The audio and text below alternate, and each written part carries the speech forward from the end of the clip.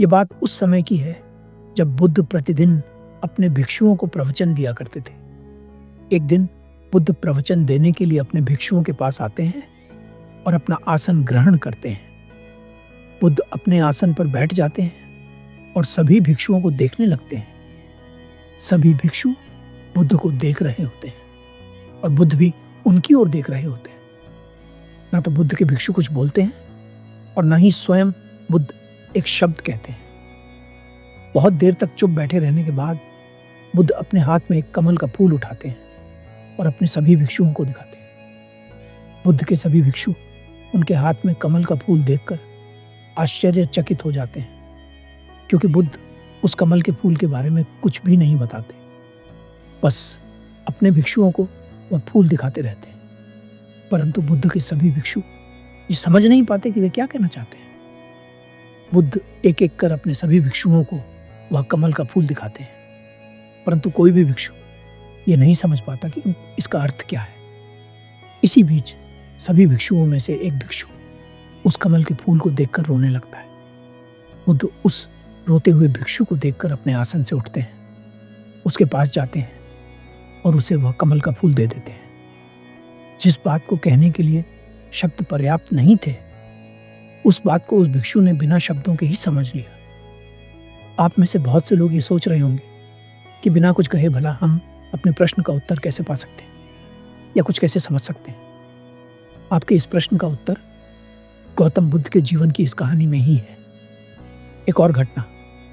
एक बार एक दार्शनिक बुद्ध के पास आया और कहने लगा, भगवान, मैं जीवन भर हर बड़े ज्ञानी, ऋषि, मुनि और संत से मिला हूं, बहुत सारे गुरुओं से मिला हूं, परंतु कोई भी मेरे इस प्रश्न का उत्तर ठीक ठीक नहीं दे सका है।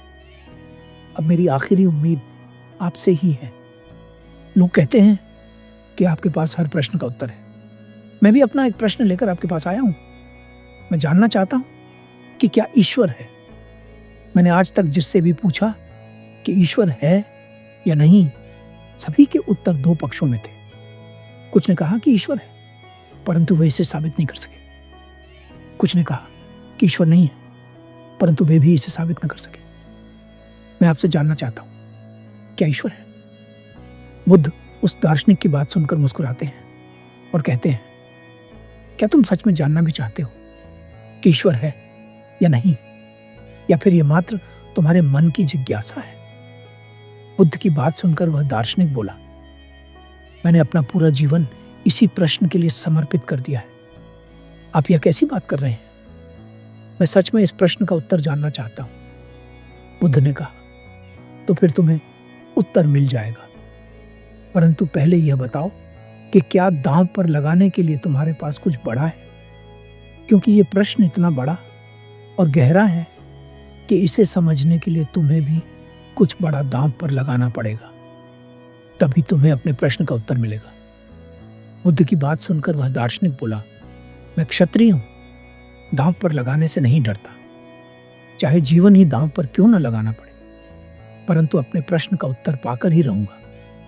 बुद्ध मुस्कुराए और बोले, जिस प्रकार तुम क्षत्रिय हो, उसी प्रकार मैं भी क्षत्रिय हूं। दार्शनिक ने कहा, कृपया मुझे चुनौती न दे। बुद्ध ने उत्तर दिया, चुनौती देना ही मेरा काम है।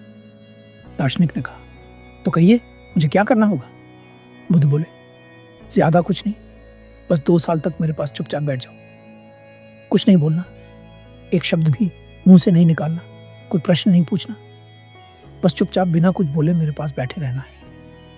पूरा 2 साल बाद मैं ही तुमसे पूछूंगा, पूछ लो तुम्हें क्या पूछना है, परंतु पूरे 2 साल तक तुम कुछ भी नहीं बोलोगे, कोई जिज्ञासा प्रकट नहीं करोगे, बस चुपचाप बैठे रहोगे। बुद्ध की बात सुनकर वह दार्शनिक घबरा गया और मन ही मन सोचने लगा, क्षत्रिय हूं, जान तो दे सकता हूं, परंतु 2 साल तक बिना कुछ बोले कैसे बैठूंगा? अगर जान देने की बात होती तो कुछ क्षणों में खेल खत्म हो जाता, परंतु यहां तो 2 साल तक बिना कुछ बोले चुप बैठना है। कई बार जान देना ज्यादा आसान होता है। आजकल तो बहुत सारे तरीके ऐसे आ गए हैं जिनसे कुछ सेकंडों में जान जा सकती है, परंतु यह सौदा कुछ महंगा था, क्योंकि इसमें कोई वीरता जैसा काम नहीं था। परंतु अब वह दार्शनिक कह चुका था कि जो भी दांव पर लगाना होगा वह मैं लगाऊंगा। इसलिए उसे मजबूरन तैयार होना ही पड़ा। उसने बुद्ध से कहा, मैं तैयार हूं। अनुभव से मिला उत्तर जैसे ही वह दार्शनिक बोला, मैं तैयार हूं, पास में बैठा एक भिक्षु हंसने लगा। दार्शनिक ने उस भिक्षु की हंसी सुनी और पूछा, क्या हुआ भाई, तुम क्यों हंस रहे हो? भिक्षु मुस्कुराया और कहा, मैं इसलिए हंस रहा हूं क्योंकि तुम फंस चुके हो। ठीक इसी तरह मैं भी यहां इसी प्रश्न की खोज में आया था। बुद्ध ने मुझे भी 2 साल तक चुप बैठने के लिए कहा, और अब देखो मेरे भीतर कोई प्रश्न ही नहीं है। खबरदार, अगर कुछ पूछना चाहते हो तो अभी पूछ लो। अगर 2 साल तक चुप बैठे रहे तो फिर कोई प्रश्न ही नहीं बचेगा, फिर तुम कुछ पूछ ही ना सकोगे। अगर पूछना चाहते हो तो अभी पूछ लो। दार्शनिक बोला, नहीं, मैं अपने वादे पर पक्का रहूंगा। अब से 2 साल बाद मैं अपने प्रश्न का उत्तर अवश्य लूंगा।